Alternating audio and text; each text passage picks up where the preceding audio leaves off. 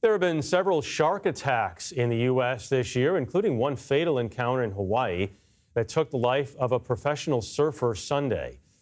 According to the Florida Museum's International Shark Attack File, there were 36 attacks in the United States last year. 2 of those were fatal globally.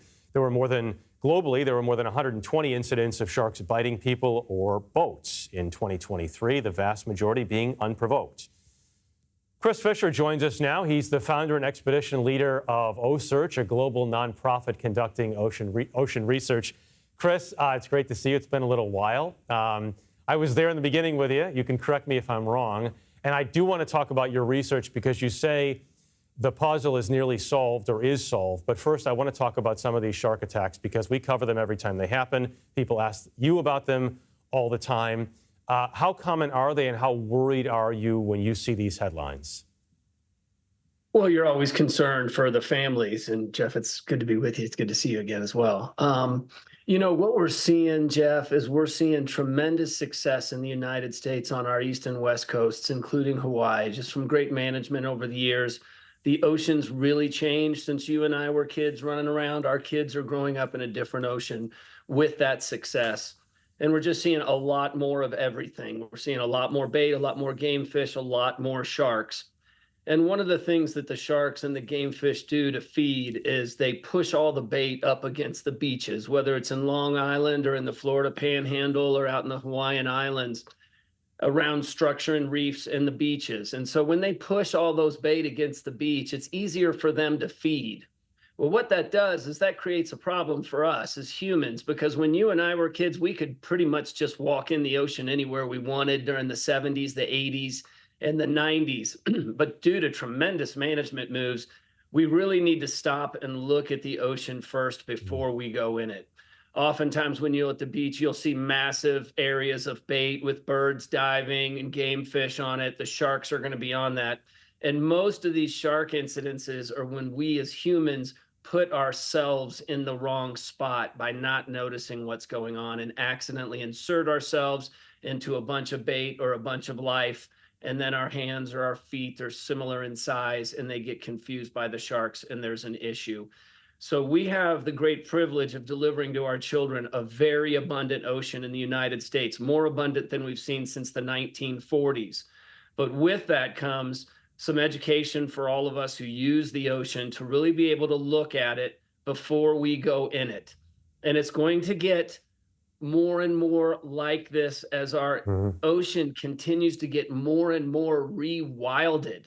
It's really a spectacular thing that's happening here in the United States. It's the model for the world. It's going to be amazing for our children, but it does mean we have to be smarter about how we use the resource, and we really have to look at it before we wander into it to ensure we don't put ourselves in a bad spot.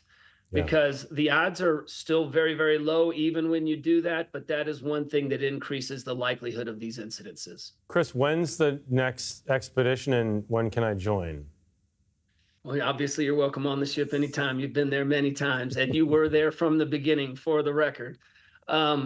It's been amazing to solve the puzzle of our white sharks off the east coast of the United States. It's the only one of 9 white shark populations around the world where we have the information to manage these sharks. We understand birthing, we understand the nursery, we know what they're eating, we know where they're going. So we can manage our balance keeper in the United States, which puts us in control of its destiny. We're finishing that work now, and the ship is beginning its journey over to Europe to begin trying to solve the puzzle of the Mediterranean white shark. This is a totally different situation than we have in the U.S. We're going over there to try to capture one of the few remaining white sharks to try to solve the puzzle of their lives in that population so that we can recover Western Europe as well as the Med.